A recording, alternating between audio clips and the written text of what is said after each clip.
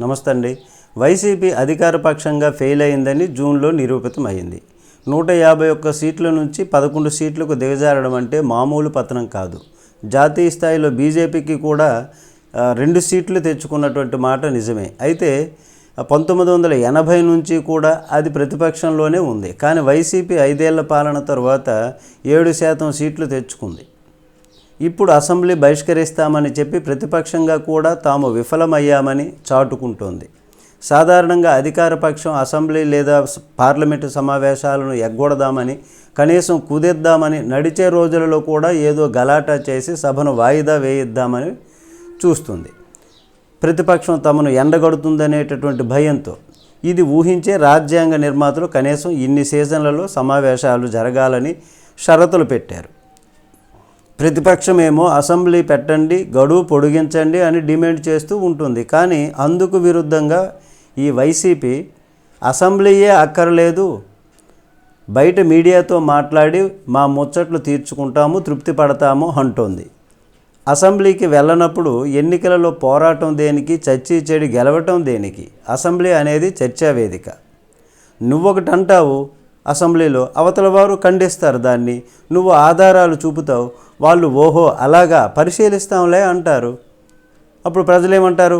అబ్బా మన తరపున ప్రభుత్వాన్ని బాగా నిలదీశాడురా అని ప్రజలు సంతోషిస్తారు. ప్రజల్లో గుర్తింపు పొందుతారు.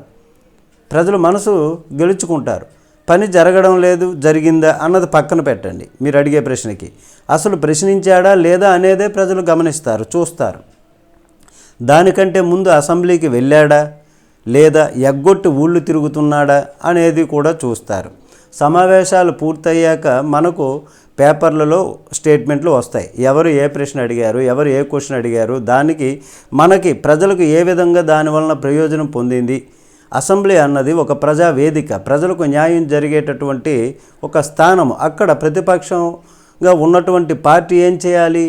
అక్కడ ప్రశ్నించాలి, ప్రజలకు న్యాయం జరిగేటట్టు చేయాలి. అక్కడ తప్పించుకొని బయట మీడియా సమావేశాల్లో సాక్ష్యపత్రిక ఉంది, దానిలో పెట్టేస్తాం, దానిలో మాట్లాడేస్తాం, అది ప్రచురించేస్తాం. అలాగే మీడియాకు పాయింట్ని రమ్మని మీడియా పాయింట్ పెట్టి మీడియాతో చెప్పేస్తాం, ప్రభుత్వాన్ని ఎండగడతాం, ప్రజల పక్షాన పోరాడుతాం అంటే అక్కడ ప్రజలు దానికి అంతగా రియాక్ట్ అవ్వరు.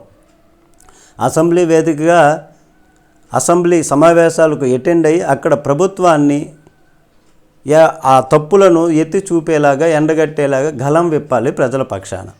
ఇప్పుడు సినిమా ఆర్టిస్టులు ఉన్నారు, క్రికెటర్లు ఉన్నారు, లోక్సభలో రాజ్యసభకో ఎన్నికవుతారు. సమావేశాలకు 10% కూడా, అంటే ఒక నెల రోజులు అయితే కనీసం 5 రోజులు కూడా వెళ్ళడం అన్నది కష్టం.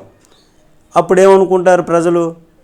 వీళ్ళకు పదవులు అవసరమా అని అనుకుంటారు, రాజకీయాలు అవసరమా అని ఘాటుగా అట్లాంటి వాళ్ళని విమర్శిస్తారు. మరి అలాంటిది రాజకీయంలో మీరున్నారు, ఇంకా అలాగ శాశ్వతంగా ఉండవలసినటువంటి వాళ్ళు, ప్రజల్లో తిరిగేవాళ్ళు, రేపొద్దున ఓట్ల కోసం ప్రజల దగ్గరికి దేవురించుకొని తిరిగేటటువంటి వాళ్ళు. అయినా వైసీపీ ఎమ్మెల్యేలు 10వ వంతు అటెండెన్స్ కాదు కదా.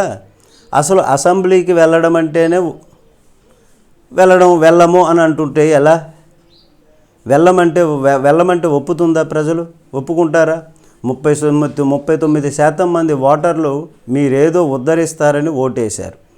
అధికారం ఉన్నా లేకపోయినా వాళ్ళ కోసం అసెంబ్లీలో గలం విప్పి తీరతారని ఆశపడే వాళ్ళు అందరూ కూడా మీకు ఓటు వేశారు. వాళ్ళకి న్యాయం చేయాలి. అది కాకుండాను ఇప్పుడు అధికార పక్షంలో ఉన్నటువంటి కూటమి ప్రభుత్వం వాళ్ళు చేసినటువంటి తప్పులు, అలాగే వాళ్ళు ఇస్తామన్నటువంటి సంక్షేమ పథకాలు, సూపర్ 6 పథకాలు ఇవ్వలేకపోతున్నారు. అది ప్రజలకు సందేహంగా ఉండిపోతుంది. ఇప్పుడు ఈ 5 మాసాల్లోనే ప్రభుత్వం పైన వ్యతిరేకత ప్రజల్లో ఏర్పడింది. దాన్ని మీరు ఉపయోగించుకునే ప్రయత్నం అంటే మీడియా పాయింట్లు బయట పెట్టేసి మీడియాకి స్టేట్మెంట్ ఇచ్చేస్తామంటే అది ప్రజలు అంతగా హర్షించేటటువంటి విషయం కాదు. అసెంబ్లీ సమావేశాలు అయ్యాయి, అక్కడ అటెండ్ అవ్వాలి. వాళ్ళు తిడతారు, పడండి. గతంలో ప్రతిపక్షంలో మీరు ఉండేటప్పుడు ఏమైంది? 1,00,000 కోట్లు దోచేశాడు, 1,00,000 కోట్లు దోచేశాడు అన్నారు. అలాగే రోజా గారిని ఏమన్నారు?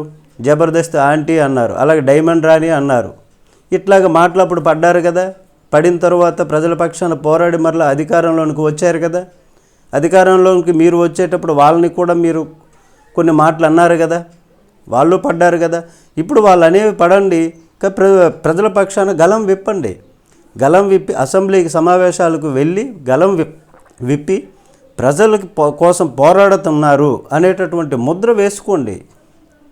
ఈ 39% మంది ఓటర్లకి బదులు ఇంకా కొంత శాతాన్ని పెంచుకునేటటువంటి వాళ్ళు అవుతారు, రేపు అధికారంలోనికి వచ్చేటటువంటి అవకాశం ఏర్పడుతుంది ఇప్పుడని ప్రజలు అనుకుంటున్నటువంటి విషయం. అలా వెళ్లకుండా ఇలా ఎగ్గొట్టేసి ఉంటే ప్రజల మనసును వాళ్ళేం గెలుచుకుంటారు? ప్రజల పక్షాన మీడియాతో ఏదో చెప్పేసి తూతు మంత్రంగా చేసేస్తే కాదు కదా. అట్లాంటి వాళ్ళు రాజకీయంలో ఎందుకు ఉండాలి, ఇంటి దగ్గర హాయిగా ఉండొచ్చు కదా అనేటటువంటి విషయం కూడా ప్రజలు భావిస్తున్నటువంటి విషయం. కాబట్టి ఈ ప్రభుత్వం పైన ఉన్నటువంటి వ్యతిరేకతను మీరు క్యాచ్ చేసుకోవాలి అనేటటువంటి విధంగా ప్రయోజనం పొందాలి అనుకుంటే సమావేశాలకు అటెండ్ అవ్వాలి, అక్కడ ప్రభుత్వ తప్పిదాలను ఎండగట్టాలి, ప్రభుత్వం చేస్తామన్నటువంటి సంక్షేమ పథకాలు ప్రజలకు చేయని పక్షంలో మీరు ప్రభుత్వాన్ని ఎదిరించి ప్రజల పక్షాన గలం వింపి ప్రజలకు న్యాయం జరిగేలా చేయాలి అనేటటువంటి విధంగా ఇప్పుడు ప్రజలు భావిస్తున్నారు. ఇక వైసీపీ ఏం చేస్తుందో చూడాలి. నమస్తే.